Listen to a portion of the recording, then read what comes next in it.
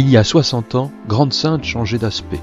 Le village devenait une ville, le bord de mer devenait usine, le ciel s'embrumait de nuages colorés le jour et semblait s'embraser la nuit venue. Des milliers d'hommes et de femmes déracinés arrivaient en se projetant dans un futur au jour le jour qu'ils allaient devoir façonner, s'approprier coûte que coûte. Bien des années plus tard, ils se souviennent et nous racontent leur voyage au pays de Grande-Synthe et d'Usinor.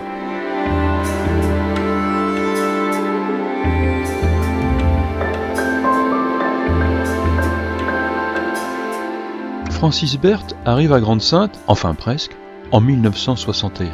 1er janvier 61. Les 3 premières années, comme il n'y avait pas de logement, j'étais logé à Malo. Et ensuite, je suis venu à Grande-Synthe où j'ai construit ma maison ici, parce que c'était trop loin.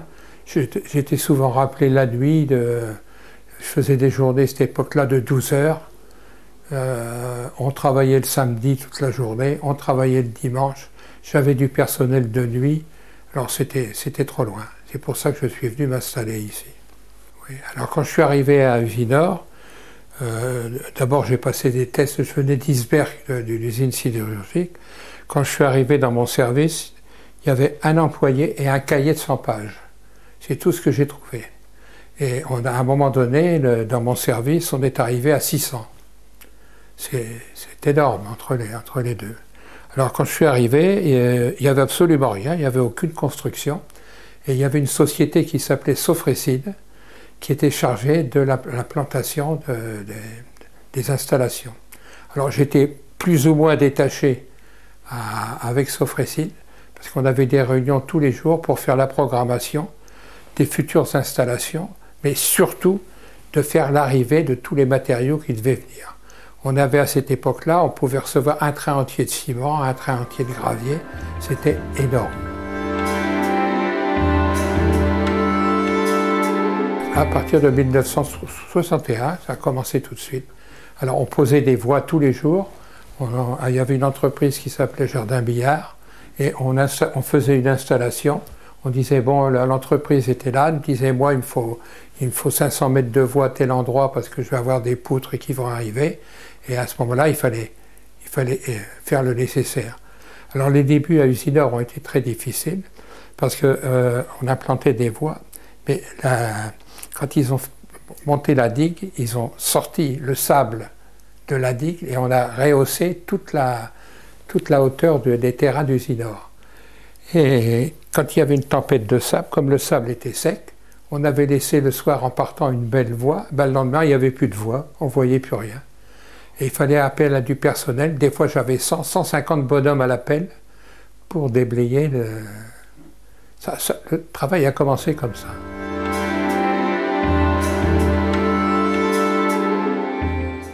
J'arrive à Usinor à l'âge de 18 ans. Donc je sortais d'un lycée technique et comme je suis fils de mineur, j'ai tâté un peu les mines.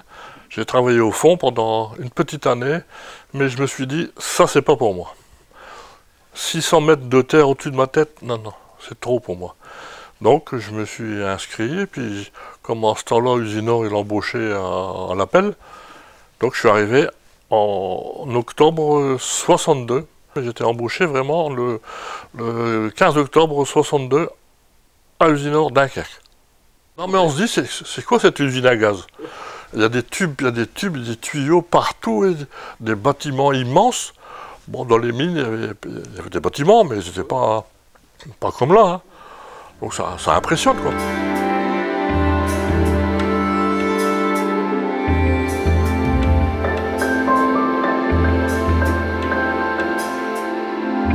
Et j'arrive donc sur Dunkerque, je loge à Malo, dans des baraquements en bois. 1 an et demi, j'ai travaillé à l'atelier central. Ensuite, je suis parti faire mon service militaire. Je suis revenu donc à Usinor. Et là, j'ai tenté de travailler au service énergie, au réseau généraux. C'est le réseau qui s'occupe de tout ce qui est fluide. Donc, c'est là, ça m'a permis de connaître tout l'usine parce que tourner dans toute l'usine. J'avais mon petit Solex, et puis c'était bien. Donc je faisais le tour. Donc c'est là où j'ai appris à connaître les hauts fourneaux, la scierie, parce que ça, je connaissais pas ça, c'était grandiose pour moi. Hein. Vous êtes toujours à Malo quand vous revenez? Non.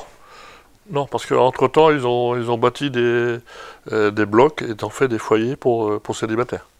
À Grande-Sainte? À Grande-Sainte, oui. Et vous vous souvenez dans quel bloc vous arrivez? Oui, dans le bloc H, derrière l'église Saint-Jacques. Et c'est un bloc qui était fait en L, et dans la petite base du L, il n'y avait que des célibataires.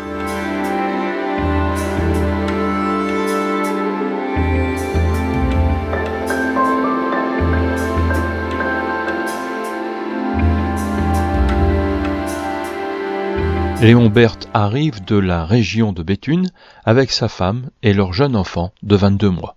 Moi, je suis arrivé sur Grande-Sainte le 11 février 1963, 3 jours après le démarrage du haut fourneau numéro 1, qui n'existe plus maintenant, bien entendu. Et donc, quand je suis arrivé à Grande-Sainte, j'ai habité le bloc bleu qui n'existe plus maintenant. J'étais au 5e étage, au numéro 46. Alors ça se trouvait à peu près, parce que dans ce bloc, il y avait une voûte en plein milieu, et j'étais juste après la voûte. Moi, je venais des travaux publics, et donc je connaissais rien du tout là-dedans. Et puis bon, comme j'ai travaillé au service Mataglo, où c'est à la préparation des matières, j'avais un contremaître qui m'a envoyé dans tous les azimuts. Donc, quelques mois après, il fallait un chef d'équipe. J'ai été nommé chef d'équipe en faisant les postes. Parce qu'au début, on faisait les 3-8, c'est-à-dire que le dimanche, on ne travaillait pas. Puis après, il y a eu davantage d'activités. On est passé en feu continu, et là on faisait les 7 demi-équipes. 7 demi-équipes, c'est-à-dire qu'on travaillait 6 dimanches et on avait le 7e de repos. Alors c'était...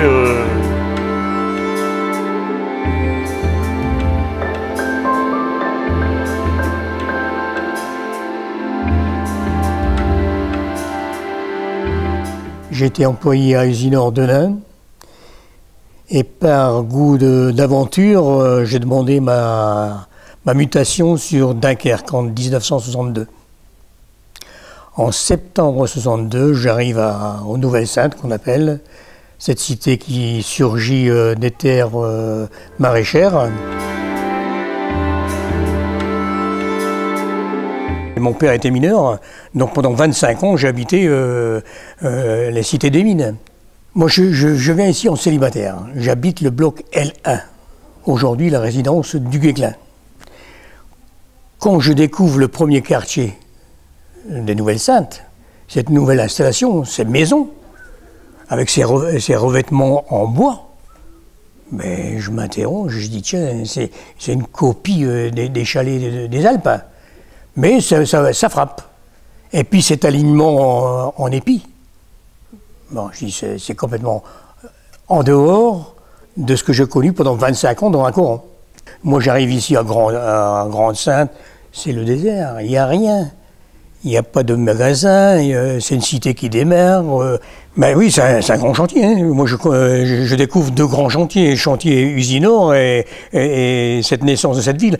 Et ma grande découverte, c'est le fameux géant d'acier qu'on avait tant parlé dans les années 60. J'étais ajusteur mécanicien, donc notre travail c'était de donner les dernières retouches avant la mise en route de ce fameux géant. On a demandé plusieurs mois de travail, hein. Il a fallu attendre le premier minéralier, qu'il est arrivé qu'en octobre 62. Pour nous c'était un moment de mémoire, de voir ce premier navire, ça va être le Pierre LD. Arrivé du Brésil quand même, hein. Et puis d'un seul coup, tout se déclenche, tous ces transporteurs qui se mettent en route, pour moi, c'était une image incroyable. En juillet 1963, Jean se marie, il doit changer de logement. avant le mariage, j'avais contacté le service logement d'Usinor et on m'a fait visiter plusieurs maisons à Grande-Synthe. Et donc j'ai fait le choix de rester dans le quartier des musiciens. Avec mon épouse, on découvre comme quelque chose de magnifique. Chauffage central, salle de bain, des grandes baies vitrées, c'est magnifique. Là, on dit vraiment, ça change complètement, parce que nous, à l'époque, à la maison dans les mines, on n'avait que de l'eau qui arrivait au robinet. On n'avait rien d'autre. Grande-Synthe est encore un vaste chantier lorsque les premières familles arrivent. À la direction d'Usinor, on pense que Lucienne Mesdag, assistante sociale à Dunkerque, mais pas seulement, doit venir à Grande-Synthe pour accueillir et aider les familles. Mon mari travaillait à l'école de Fort-Louis et moi j'ai donc travaillé à la caisse d'allocation familiale. J'ai travaillé depuis 2 ans quand il y a quelqu'un qui est venu me voir, un monsieur qui est envoyé par la direction d'Usinor, on peut dire comme ça, parce que compte tenu de ma qualification infirmière et assistante sociale, il me proposait si je voulais prendre un poste à Grande-Synthe, parce que avec le double diplôme, je pouvais assurer aussi des soins infirmiers. Et l'intérêt, moi, l'une des raisons que j'ai dit oui pour le poste, c'est parce qu'en plus, je allais pouvoir être dans une maison. Alors oui, je suis déménagée de Dunkerque, au pied, hein, à Grande-Synthe, janvier 62. Et moi, je suis arrivée, j'habitais rue Michelet, une des premières maisons qui a été construite. Et on était une centaine sur la cité, pas plus.